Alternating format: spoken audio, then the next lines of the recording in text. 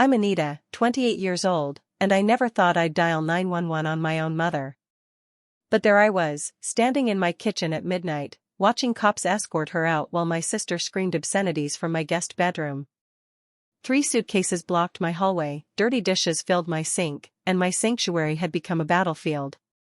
The officer asked if I wanted to press charges. My hands shook as I considered destroying my family forever. This is how 30 years of manipulation finally ended. Before we dive into this absolutely insane story, I want to know where you're watching from today.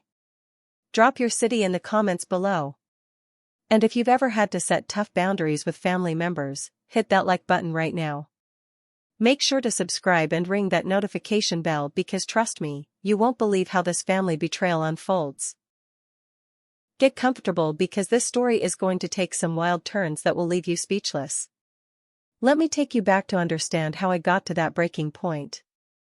Growing up as the youngest daughter in a struggling family in Houston, I learned early that if I wanted anything in life, I had to work for it myself. My mother Dorothy, now 56, never held a steady job in her life. After my father passed when I was 12, she lived off his small pension and the Social Security checks, always complaining it wasn't enough while spending it on lottery tickets and cigarettes. My older sister Brittany, 31 now, took after our mother in the worst ways. She dropped out of high school at 17, had her first baby at 18, and by 25, she had 3 kids from 3 different fathers. Not once did she hold down a job for more than 2 months. It was always someone else's fault when she got fired. The boss was mean, the hours were inconvenient, or my personal favorite, the job was beneath her. Meanwhile, I was the weird one in the family for actually caring about my education. I worked at McDonald's all through high school, saving every penny for college. When I got accepted to the University of Houston with a partial scholarship, my mother's first response wasn't congratulations. It was to ask how I could abandon the family when they needed my McDonald's paycheck. I went anyway, working 2 jobs while maintaining my grades, eating ramen noodles for dinner while sending money home whenever Brittany had another crisis. After graduation, I landed an entry-level marketing position at a tech startup. For 5 years, I climbed that corporate ladder through pure determination, working weekends, taking on extra projects, and constantly improving my skills. When I finally got promoted to marketing director at 27, my salary allowed me to do something I'd dreamed of since childhood. I could finally buy my own house. The house hunting process took 6 months. I looked at 43 properties before finding my perfect home in a quiet suburb outside Dallas. 3 bedrooms, 2 bathrooms, a real backyard, and most importantly, 30 minutes away from my family's drama. The day I closed on that house, I sat in my car in the driveway and cried. Not sad tears, but tears of relief. This was mine. Nobody could take it away. Of course, maintaining boundaries with my family while having success was like trying to hold water in a colander. Every month, I sent my mother $500 to help with her expenses. Whenever Brittany's kids needed school supplies or clothes, guess who got the phone call? When her electricity got cut off, I was the emergency contact. When she got evicted from her apartment for the 3rd time, I paid for a week in a motel and spent my Saturday helping her look for a new place. But buying the house meant I had to tighten my budget. I had a mortgage now, property taxes, insurance, and the house needed some repairs. The previous owners had deferred maintenance, and I had a growing list of projects. So I made the difficult decision to reduce the financial help. Instead of $500 monthly, I told my mother I could only send $200. Instead of covering every emergency, I offered to help Brittany create a budget and find resources for job training. The backlash was immediate and vicious. My mother started every phone conversation with passive-aggressive comments. Must be nice to have so much money you can buy a house while your family struggles. I guess you've forgotten where you came from. Your father would be so disappointed to see how selfish you've become. Brittany was even worse, posting on Facebook about how some people forget their family once they get a little success, clearly aimed at me though she didn't use my name. The family group chat became a battlefield. Uncle Raymond, my mother's brother who hadn't worked in a decade, sent long messages about how family should support family. Cousin Tasha, who lived off government assistance despite being perfectly capable of working, shared memes about fake relatives who only care about themselves. Even relatives I hadn't spoken to in years suddenly had opinions about my selfishness. 2 months after I moved in, Brittany's latest crisis hit. She'd been evicted again, this time for non-payment and property damage. Her landlord was threatening to sue for $3,000 in repairs. She called me sobbing, kids crying in the background, claiming they'd be on the street. I stayed firm. I offered to pay for another week in a motel and spend my weekend helping her apply for jobs and housing assistance. But I made it clear I would not be paying her back rent or damages, and she absolutely could not stay with me. The explosion was nuclear. Brittany called me every name in the book. My mother joined in, tag-teaming me with guilt trips and manipulation. The family group chat lit up with messages about how I'd rather see my own sister and nieces homeless than share my big empty house. They didn't care that I'd already spent thousands helping Brittany over the years. They didn't care that she'd never once tried to improve her situation. All that mattered was that I had something they wanted, and I wasn't giving it to them. That's when my mother made a casual comment that should have been a red flag.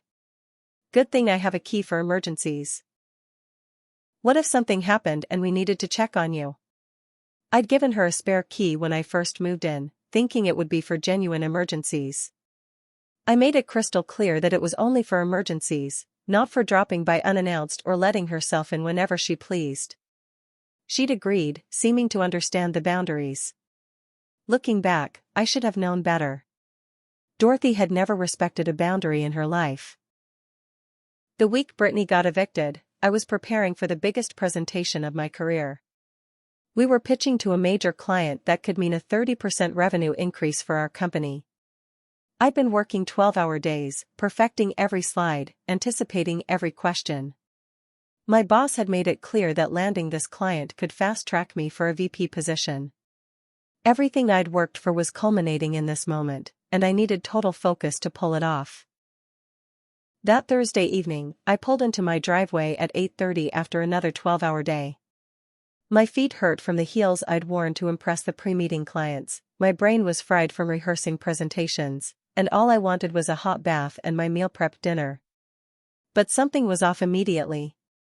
There was a beat-up Honda Civic in my driveway, one I didn't recognize, with a cracked windshield and expired tags. My front door was unlocked. Not just unlocked, but slightly ajar, like someone had forgotten to pull it fully closed. My heart started racing as I pushed it open, half expecting to find burglars. What I found was worse. My living room looked like a daycare center had exploded. Toys everywhere, cartoon blaring on my TV at maximum volume, pizza boxes, and McDonald's bags covering my coffee table. The smell of grease and something else, maybe dirty diapers, hit me like a wall. Brittany was sprawled on my couch, scrolling through her phone while her kids destroyed my house. Her 5-year-old son was jumping on my other couch with muddy shoes. Her 3-year-old daughter had found my expensive markers and was creating a masterpiece on my freshly painted walls. The baby, barely 1, was in a playpen that had been set up right in the middle of my living room, screaming his head off while Brittany ignored him. "What the hell are you doing in my house?" I stood there, briefcase still in hand, trying to process the violation. Brittany looked up from her phone with this casual expression like I'd asked about the weather. "Oh, you're home. Mom said you wouldn't mind. We needed somewhere to crash for a few days until I figure things out." She went right back to scrolling, dismissing me in my own home. I walked through the chaos, each room revealing new horrors. My kitchen was destroyed. Every dish I owned seemed to be dirty and piled in the sink or on counters.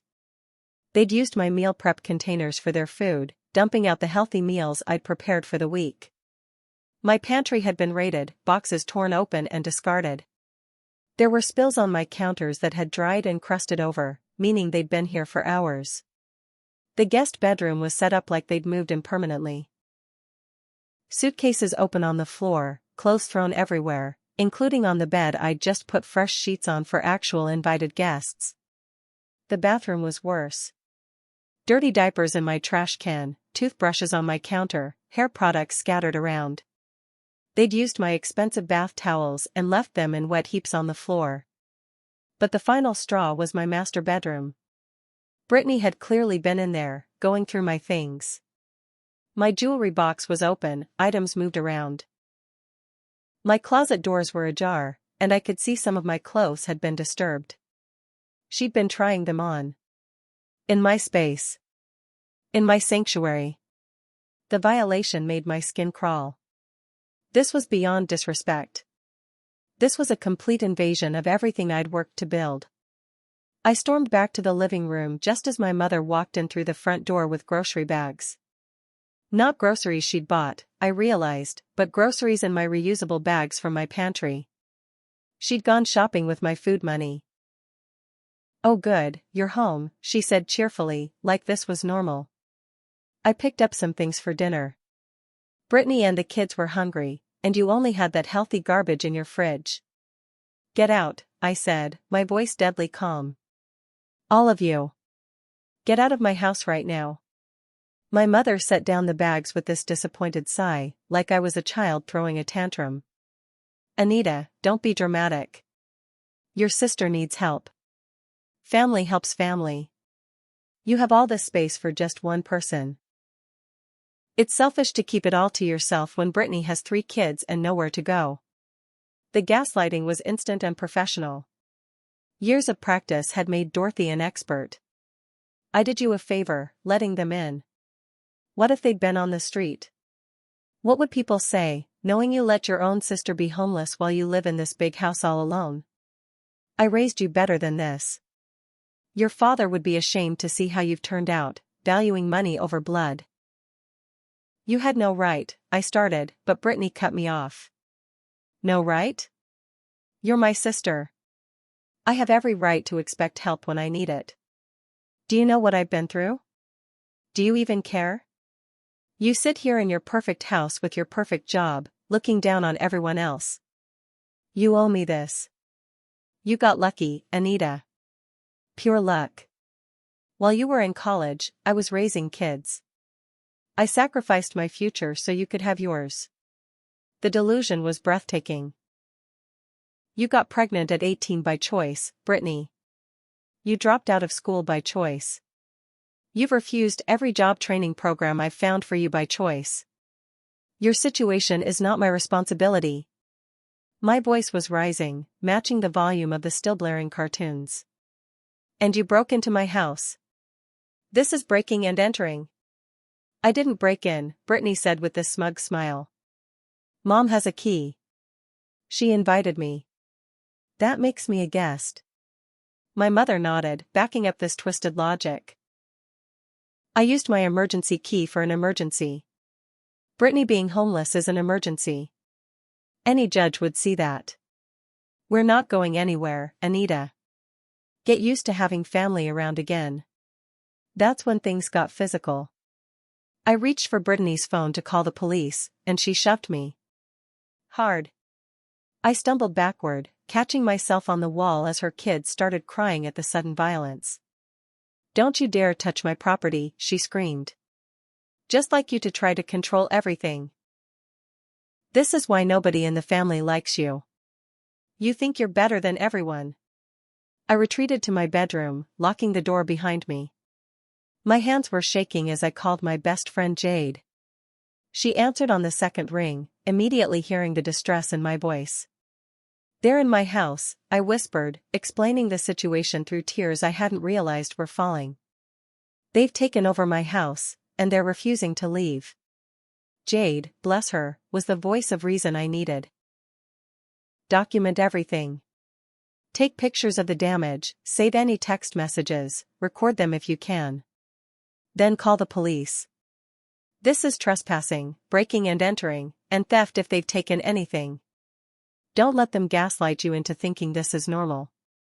It's not. Family doesn't do this to family."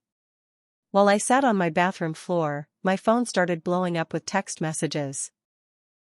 The family group chat had been informed of the situation, but of course, Dorothy's version painted me as the villain. According to her, I'd kicked out my pregnant sister and her starving children in the middle of the night. Never mind that Brittany wasn't pregnant and it was only 9 p.m. The truth didn't matter when the narrative was more compelling. Uncle Raymond, how dare you turn away your own blood? That's your sister. Cousin Tasha, rich people always forget their roots. Money changes people. Aunt Carla, your mother is crying. Is this how you repay everything she's done for you? Various cousins and distant relatives, shameful. Selfish. Unchristian. Your daddy rolling in his grave. Each message felt like another violation. These people who hadn't helped Brittany once, who hadn't offered their homes or their money, were quick to volunteer mine. Easy to be generous with someone else's resources. Easy to call someone selfish when you're not the one being taken advantage of. But their messages also revealed something important. This was coordinated. My mother had been planning this, discussing it with the family, getting everyone on board with the narrative before making her move. I made my decision. This wasn't about being mean or selfish or forgetting where I came from. This was about survival. If I let this continue, I'd lose everything I'd worked for. My house would be destroyed, my job would suffer, and I'd be right back where I started, drowning in family dysfunction. I couldn't save Brittany from herself, and I couldn't make my mother be the parent she should have been. But I could save myself. Friday morning came with new challenges. I tried to negotiate one last time, offering to pay for a hotel room for the weekend and help Brittany apply for housing assistance on Monday. I even offered to keep the kids for a day while she went to job interviews. My mother's response was to change the locks while I was at work. I discovered this when I came home early, hoping to grab some important files for my presentation. My key wouldn't work. Through the window, I could see a locksmith van pulling away. My elderly neighbor, Mrs. Chen, came over immediately. That woman, she told the locksmith you locked her out by accident. Said she was your mother and needed help getting back in. I thought something seemed off, but she had pictures of you two together on her phone. The manipulation was getting sophisticated. I called the police for the first time, explaining the situation. 2 officers arrived, looking bored until I showed them my deed and driver's license with the address. Ma'am, if your sister has been staying there with your mother's permission, and your mother had a key, this becomes a civil matter. She's established residency. You'll need to go through formal eviction proceedings. Established residency? She's been there 1 day. I couldn't believe what I was hearing. The older officer shrugged. She's got mail being delivered there already. Utility bill in her name. That's proof of residency in Texas. I was floored. How had they managed to change utilities in 1 day? Then I remembered. Brittany had stolen my mail before, used my address for things. This was planned. Meticulously planned. I spent $2,000 retaining a lawyer that afternoon. He confirmed the bad news. Even though it was my house, even though they'd entered without permission, the law saw them as tenants now. Eviction proceedings would take 30 to 60 days minimum. During that time, they had full rights to occupy the property.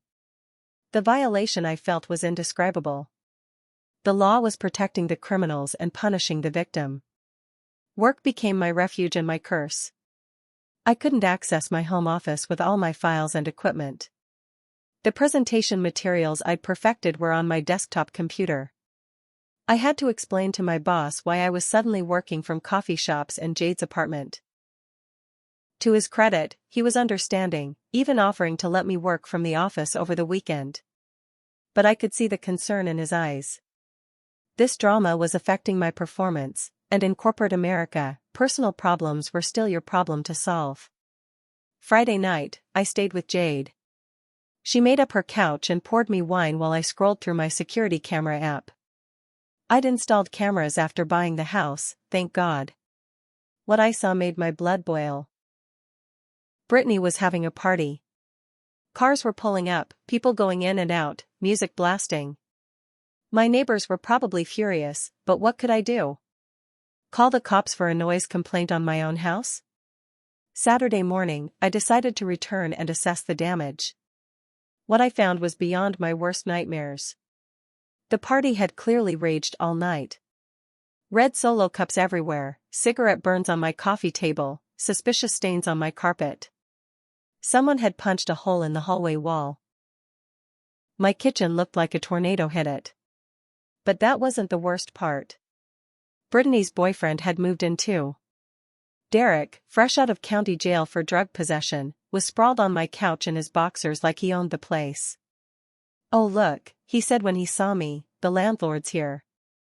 The disrespect was staggering. This man I'd never met was calling me the landlord in my own home. "This our house now, princess. Your mama said we could stay as long as we need. And we need a long time." The threat in his voice was clear. I wasn't safe in my own home anymore. When I went to my home office, I discovered my work laptop was missing. My files were scattered everywhere, some clearly missing. Confidential client information was potentially compromised. This wasn't just about my home anymore. My career was on the line. I called my boss immediately, explaining the security breach. The silence on his end spoke volumes. My mother appeared in the doorway of my office, shaking her head like I was the disappointment. "You're making such a fuss over nothing. So dramatic, just like when you were little. Remember when you cried because Brittany borrowed your toys? You never learned to share. That's your problem, Anita. You never learned that family shares everything." "She didn't borrow my toys, Mom. She broke them and sold the pieces to her friends. Just like she's doing with my life now." The parallel was so obvious, but Dorothy refused to see it. Or maybe she did see it and just didn't care. And this isn't sharing. This is theft. This is destruction. This is abuse. Abuse? My mother laughed, actually laughed. "You don't know what abuse is. You with your college degree and your fancy job, crying because you have to help your family. Your sister has 3 kids and no help from their fathers. She deserves a break. You've had everything handed to you." The revisionist history was stunning. Handed to me? I worked 2 jobs through college while you spent my financial aid refunds. I sent money home every month while eating ramen noodles. I paid for Brittany's rent, her utilities, her kids' clothes, everything for years. When does it end? When is it enough? It's never enough. Brittany appeared, probably drawn by our raised voices. "You owe me for life, Anita. Do you know what it was like growing up in your shadow?" Perfect Anita with her perfect grades and her perfect plans. Everyone comparing me to you. Why can't you be more like your sister? Well, I'm not you, and I never will be. But that doesn't mean I deserve less. If anything, I deserve more because life was harder for me. The victim mentality was so entrenched, she actually believed it. She chose to drop out. She chose to have kids with deadbeat men. She chose drugs and parties over work and responsibility. But in her mind, these weren't choices. They were things that happened to her, and I was somehow responsible for fixing them. Get a job, Brittany. That's all you have to do. Get a job, save money, get your own place. It's not complicated. Not complicated? She was screaming now, her kids gathering in the doorway to watch. You don't have kids. You don't have a criminal record because of a misunderstanding. You don't have anxiety and depression and PTSD from trauma. You had it easy, and now you want to pull the ladder up behind you. Well, too bad. We're here to stay. The mention of a criminal record was new. Apparently, Brittany had been arrested for shoplifting 6 months ago, something else I was just learning. Of course, it was a misunderstanding. Everything in Brittany's life was someone else's fault. The anxiety and depression were real, I'm sure, but she refused therapy, refused medication, refused any help that required effort on her part. Her solution was to make her mental health everyone else's problem. My credit card app sent an alert. Someone was trying to make a purchase online. Then another. Then another. Brittany had stolen my credit card information and was on a shopping spree. I immediately called to cancel the cards, but some charges had already gone through. Nearly $3,000 in online orders, everything from electronics to designer clothes. When I confronted her, she shrugged. Cost of living fee. You should have offered to help more. The criminality was escalating. This wasn't just family taking advantage anymore. This was organized crime. I gathered what important documents I could find and left, but not before noticing something else disturbing. Derek was making phone calls, giving out my address, telling people to come by. Yeah, it's a nice place. Lots of room. Bring your stuff. My house was being turned into some kind of drug den or halfway house, and I was powerless to stop it. Sunday morning brought fresh hell. I'd spent the night researching squatters' rights and eviction law, looking for any loophole. But my research was interrupted by a call from Mrs. Chen. Anita, dear, you need to come quickly. There's a moving truck at your house. I threw on yesterday's clothes and raced over, arriving to find Aunt Carla directing movers to bring furniture into my house. Morning, niece, Carla said cheerfully, like this was perfectly normal. Your mama told me you had extra room. My lease was up anyway, so this works out perfectly. Family helping family, just like it should be. The entitlement was spreading like a virus. My mother had apparently sent out a bat signal to every struggling relative, offering up my house as free accommodation. You can't move in here, Aunt Carla. This is my house. I was beyond reasoning, beyond trying to be polite. But Carla just patted my shoulder condescendingly. Now. Don't be selfish. You've been blessed with success. Time to share those blessings. That's what your daddy would have wanted. He was always generous with family. The weaponization of my father's memory was the cruelest cut. Dad had worked himself to death trying to provide for ungrateful relatives. He died at 52 from a heart attack, stressed and overworked, still sending money to lazy family members who never appreciated it. And now they were using his memory to justify doing the same thing to me. My father would have wanted me to be smart with my success, not let vultures pick it apart. Vultures? My cousin Marcus appeared from inside the house, eating my food straight from the container. That's what you think of family? We're vultures because we need help. Must be nice to be so high and mighty. Some of us didn't get lucky breaks. Some of us have real struggles. Marcus, who'd been fired from his last 3 jobs for failing drug tests, was lecturing me about struggle. I started recording everything on my phone, which made them angry but didn't stop them. If anything, they performed for the camera. Look at her, recording her own family like we're criminals. This is what money does to people. Turns them against their own blood. The irony of calling me the criminal while they were actively robbing me was lost on them. Or maybe it wasn't. Maybe this was all part of the manipulation. Let me tell you something, Carla continued, playing to my phone camera. This girl right here got where she is because of family. Who watched her when she was little so her mama could work? Me. Who helped with homework? Family. Who celebrated her successes? We did. And now when we need a little help, just a place to stay temporarily, she wants to throw us out like garbage. That's not how we raised her. The revisionist history was breathtaking. Carla had never babysat me without being paid. She'd been too drunk most evenings to help with anyone's homework. And my successes? They'd mocked them. Called me uppity for going to college, said I thought I was better than them. Now suddenly they were taking credit for achievements they'd actively tried to sabotage. But the camera was rolling, and they were building their narrative. Inside the house, the situation had deteriorated further. Derek had clearly been selling something, as evidenced by the foot traffic and quick exchanges I witnessed. My home security system was recording everything, but what good would it do? The police had already shown they wouldn't help. Adult Protective Services said my mother wasn't being abused. Child Protective Services said the kids weren't in immediate danger despite the chaos. Every system designed to help was failing. Jade's brother Tony was an off-duty police officer. She'd asked him to stop by and give his professional opinion. What he saw made him whistle low. This is organized. They knew exactly how to establish residency quickly, how to manipulate the system. That utility bill trick? That's not amateur hour.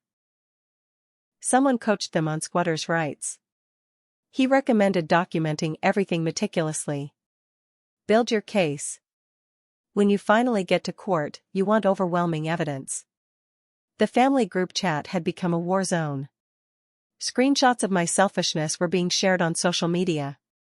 Brittany was live streaming from my house, giving tours like it was MTV Cribs. This is how the other half lives while family struggles, she narrated, showing my modest possessions like they were extravagant luxuries. My professional contacts were seeing this. Colleagues, clients, everyone in my network was getting a front row seat to my family disaster. Monday morning arrived with the pressure of my presentation looming. I'd managed to recreate most of it from memory and cloud backups, but without my full files, it wasn't as polished. I put on my best suit, styled my hair in Jade's bathroom, and tried to push down the anxiety eating at my stomach. This presentation could change my career trajectory, but my mind kept drifting to what was happening to my house. During my lunch break, I checked the security cameras. What I saw sent me into a panic. Derek and several men were loading boxes into a van. My boxes. From my office. From my bedroom. They were systematically robbing me in broad daylight. I called the police again, begging them to respond to a burglary in progress. Ma'am, if these people are residents, they have access to common areas. Unless you can prove specific items are being stolen, this is a civil matter. The rage I felt was primal. Common areas? My bedroom was a common area now? My office with confidential work information? I called my lawyer, who said he was filing emergency motions but warned me the court system was backed up. It could be weeks before a hearing. Weeks of my life being systematically destroyed while the law protected the destroyers. The system wasn't broken. It was working exactly as designed, just not for people like me. Back at the presentation, I somehow held it together. The adrenaline of performing overrode my personal crisis. I nailed every slide, answered every question, and saw the impressed looks from the potential clients. My boss pulled me aside afterward. Brilliant work, Anita. Despite everything you're dealing with, you showed exactly why you're ready for the next level. But his praise felt hollow when I didn't even have a home to celebrate in. That evening, I sat in my car outside my house, watching the chaos through my windows. More people had arrived. Music was blasting. My neighbors were starting to complain to each other, and I knew HOA violations would start piling up. Fines I'd be responsible for despite not causing any of this. My phone rang. It was my mother. You need to come inside and apologize to your sister. She's very hurt by your behavior. Apologize? For what? For not letting her steal my life? I was beyond diplomacy. No, Dorothy. What you've done is unforgivable. You've chosen Brittany over me my entire life, and now you've helped her steal my home. When this is over, we're done. Do you understand? I will never speak to you again. There was silence on the other end, then a cold laugh. We'll see about that. Family is forever, Anita. You can't escape where you came from. Monday night, I made my decision. No more playing by rules that were stacked against me.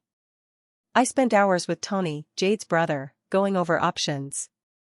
The thing is, he said, if there's active criminal activity, that changes things.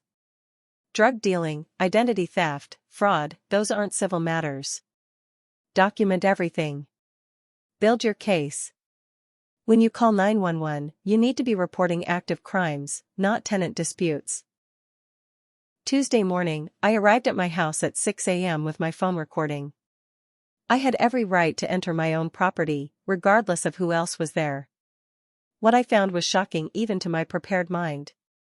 The living room had been transformed into some kind of drug packaging operation. Scales on my dining table, small plastic bags everywhere, and Derek's crew working like it was a legitimate business. The moment they saw me recording, chaos erupted. "Get that phone out of here."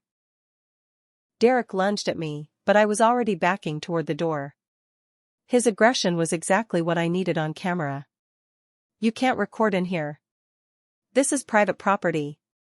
The irony of him claiming privacy rights in my home while committing crimes wasn't lost on me. One of his associates grabbed my arm, leaving bruises, trying to wrestle my phone away. I screamed, loud enough for neighbors to hear, and managed to escape to my car. Now I had what I needed. Video evidence of drug activity, assault, and active criminal enterprise in my home. I didn't call the regular police line. I called 911. "I need immediate help. I'm at 457 Oak Grove Lane. There's an active drug operation in my home, and I was just assaulted trying to document it. I have video evidence, and I believe there are drugs and weapons on the property." The response was different this time. Multiple units arrived within minutes. The nature of the call, drugs and assault, required immediate action. I showed the responding officers my video, the bruises on my arm, and explained the situation from the beginning.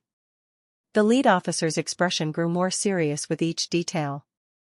"Ma'am, we're going to need to clear the house. This is now a criminal investigation." What followed was 8 hours of justice finally being served.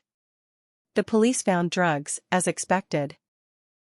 But they also found my stolen property in various vehicles, evidence of identity theft including loan applications in my name, and discovered that Derek had outstanding warrants in 3 jurisdictions. He was arrested immediately, along with 4 of his associates. But the real satisfaction came when they confronted my mother and Brittany. Dorothy tried her usual manipulation. "Officers, this is my daughter having a mental breakdown. She's jealous of her sister's happiness. We're just family staying together." But her story fell apart when police found the locksmith receipt in her purse, proving premeditation. They found text messages on Brittany's phone planning the whole takeover, discussing how to establish residency quickly, even Googling squatters' rights. The conspiracy was laid bare. Brittany's meltdown was epic. As they handcuffed her for identity theft and fraud, she screamed the truth for everyone to hear. "She owes us. Do you hear me? She owes us everything. We planned this for months. Months. She thinks she's better than us, but we showed her. This is our house now." Her confession, in front of multiple officers and recorded on body cameras, sealed her fate. Child Protective Services arrived to deal with the kids. The house was deemed an unsafe environment, which finally got their attention. Brittany's ex, the father of her oldest, arrived quickly. He'd been fighting for custody but couldn't prove Brittany was unfit. Now he had all the proof he needed. "I've been telling the court for years she was unstable," he told me. "Thank you for finally exposing this." Uncle Raymond showed up during the police operation, probably called by Dorothy. He made the mistake of threatening me in front of officers. "You're going to regret this, you little witch. You just destroyed your family. We're going to make your life hell." His threats got him arrested too. One by one, the toxic family members revealed themselves for what they were, criminals who felt entitled to what I'd earned. Aunt Carla tried to play innocent. "I was just moving in to help with the kids. I had no idea about any of this." But the police found property of mine in her moving boxes. She'd already been shopping in my closet, helping herself to jewelry and electronics. The organized nature of the theft became clear. This wasn't a desperate family helping each other. This was a coordinated criminal enterprise aimed at taking everything I had. As they cleared the house, the damage assessment began. Holes in walls, destroyed carpets, broken appliances, missing property. The officer in charge shook his head. In 20 years, I've rarely seen family do this to family. The premeditation, the coordination, it's like a organized crime ring. He was right. That's exactly what it was. My family had become a crime ring, and I was their target. My mother's arrest was the hardest to watch, even after everything. As they led her out in handcuffs, she looked at me with such hatred. I should have known you'd be just like your father. Weak. Choosing strangers over blood. I hope you're happy now, all alone in your big house. Even facing jail time, she couldn't stop the manipulation. But I wasn't weak. For the first time in my life, I was strong enough to stand up to her. The neighbors came out to watch, and Mrs. Chen squeezed my hand. I'm proud of you, dear. I watched them destroying your beautiful home. Family shouldn't do that to family. Other neighbors nodded, sharing stories of the noise, the traffic, the suspicious activity. They'd all been too polite to complain directly but were relieved I'd finally taken action. My HOA president even offered to waive any fines, understanding I was the victim here. Jade arrived with coffee and a hug. You did it. You actually did it. We stood in my driveway, watching the last of the police cars leave. My house was mine again, but it would never be the same. Every room held a violation, every space had been contaminated by their presence. But it was mine. I'd fought for it and won. The restraining orders would be just paperwork after this. The criminal charges would stick. The cycle was broken. My phone buzzed with messages from family members who'd watched it all unfold on social media. Some were threatening, others pleading. I blocked them all. The family that had stood by and encouraged this destruction had shown their true colors. Blood might be thicker than water, but it wasn't thicker than justice. For the first time in my 28 years, I was free from their toxic influence. The immediate aftermath was a whirlwind of legal procedures and damage control. Within 24 hours, I had emergency restraining orders against 6 family members. The judge, reviewing the evidence, didn't hesitate. This is one of the clearest cases of conspiracy and harassment I've seen, she stated. These orders are granted with the maximum distance and duration allowed by law. The social media harassment started immediately. Cousins, aunts, and family friends launched a coordinated attack. Death threats filled my inbox. You destroyed a mother and her children. Blood traitor.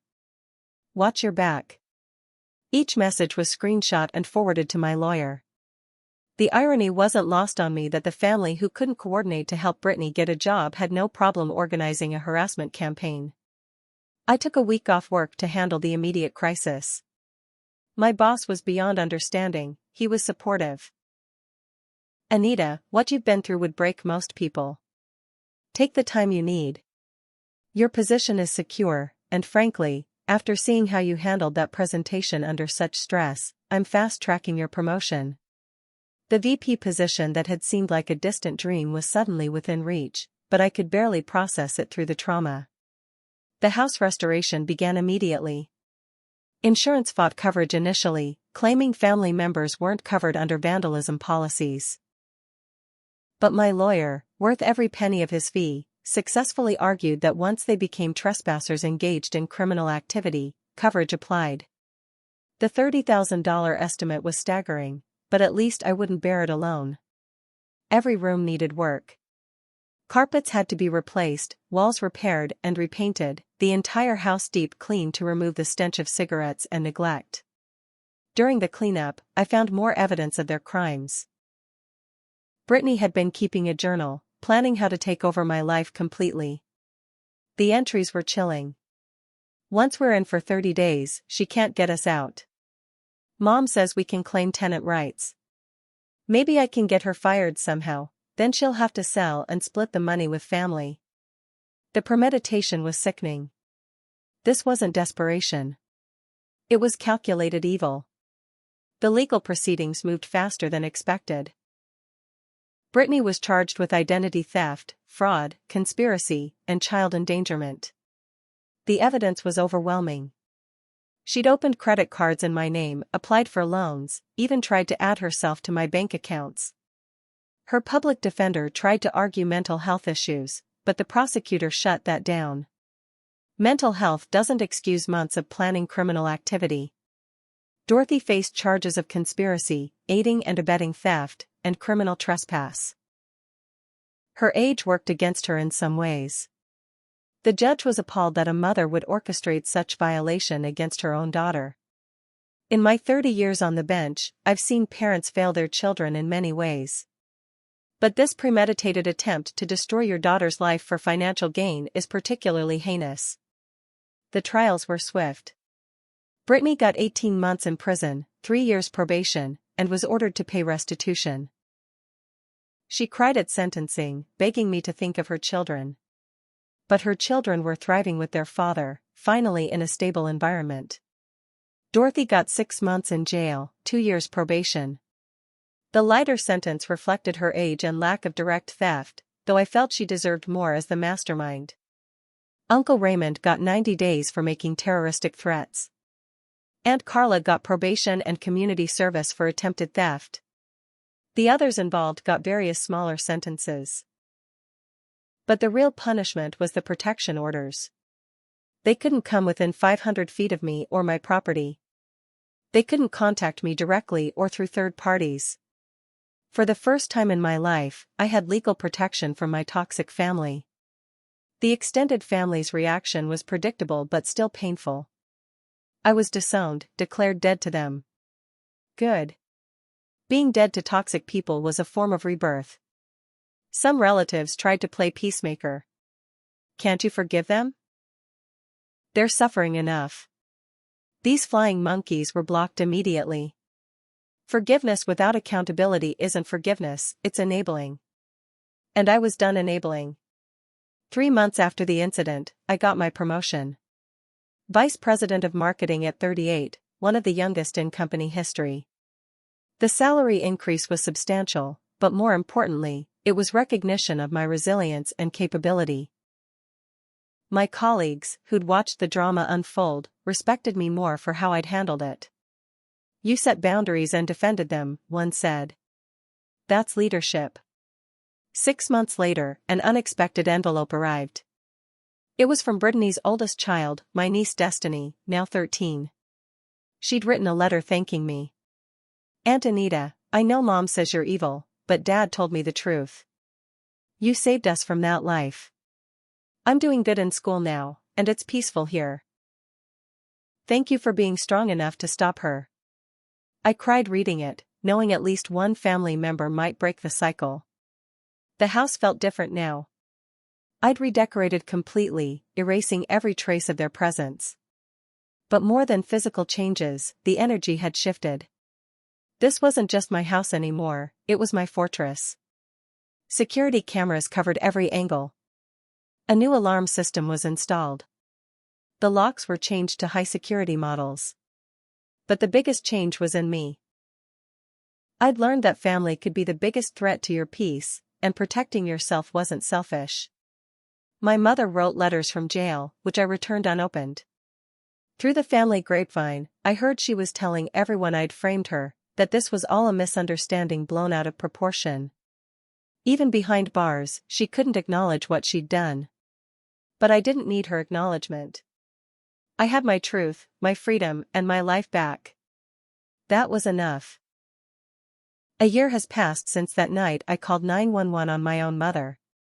The woman writing this is fundamentally different from the one who once sent money home every month hoping to buy love and acceptance. Therapy has been instrumental in understanding the patterns.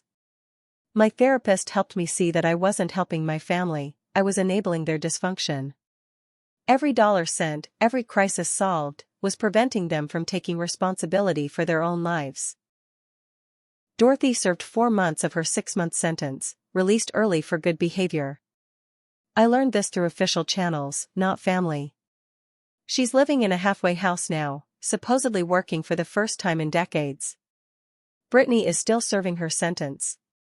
Her children are thriving with their fathers, finally experiencing stable homes and consistent parenting. Sometimes I wonder if my actions saved those kids from repeating the cycle. I hope so. The family dynamics have shifted dramatically. Some relatives, seeing the legal consequences, have quietly distanced themselves from Dorothy and Brittany. A few younger cousins have reached out privately, sharing their own stories of exploitation and manipulation.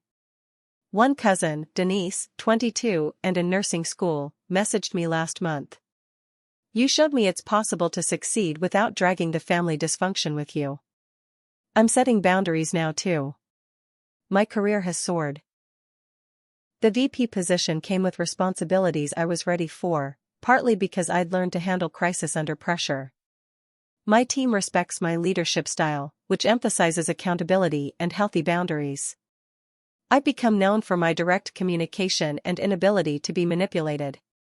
What my family saw as coldness, the professional world recognizes as strength. Romance entered my life 6 months ago. David, a financial advisor I met at a professional conference, understood my story without judgment. "Family trauma is more common than people admit," he said on our 3rd date. "The fact that you protected yourself shows emotional intelligence, not cruelty." He has his own boundaries with toxic relatives, and together we're building something healthy. He's never met my biological family and likely never will. The concept of chosen family has become my reality. Jade remains my closest friend, but I've built a network of genuine relationships. My Tuesday dinners are legendary among my friend group, gathering people who understand that love isn't supposed to hurt. We celebrate each other's successes without jealousy, support struggles without enabling, and respect boundaries as expressions of self-care. My involvement in community service has taken on new meaning. I volunteer with organizations helping people escape domestic violence and financial abuse. Sharing my story in support groups, I see the recognition in others' eyes. "But their family" is a phrase I hear often, always said with the same conflict I once felt. My response is always the same. Family should be held to higher standards, not lower ones. The people who share your blood should be the least likely to harm you, not the most. The house has become more than just property. It's a symbol of everything I've overcome. I've hosted gatherings for other survivors of family abuse, creating a safe space for those who understand that DNA doesn't equal loyalty. The walls that once witnessed such violation now hold laughter, genuine connection, and healthy relationships. Every room has been reclaimed, filled with new memories that overshadow the old trauma. Financial freedom has taken on new meaning. Without the constant drain of family crises, my savings have grown exponentially. I'm considering starting a scholarship fund for first-generation college students dealing with family pressure. Education was my escape route, and I want to provide that same ladder for others. The money that once went to enabling addiction and laziness will now fund ambition and growth. Dorothy tried to contact me once through a flying monkey cousin. The message was predictable. She'd found religion in jail, was sorry for any misunderstandings, and wanted to reconcile. The non-apology was perfect in its narcissism. Any misunderstandings? As if breaking into my home, changing my locks, and stealing my property was a simple miscommunication. The cousin was blocked, and the message ignored. Forgiveness doesn't require reconciliation, especially with those who won't acknowledge their crimes. The lasting impact has been profound but not all negative. Yes, I lost my biological family. But I gained self-respect, genuine relationships, and a life free from manipulation.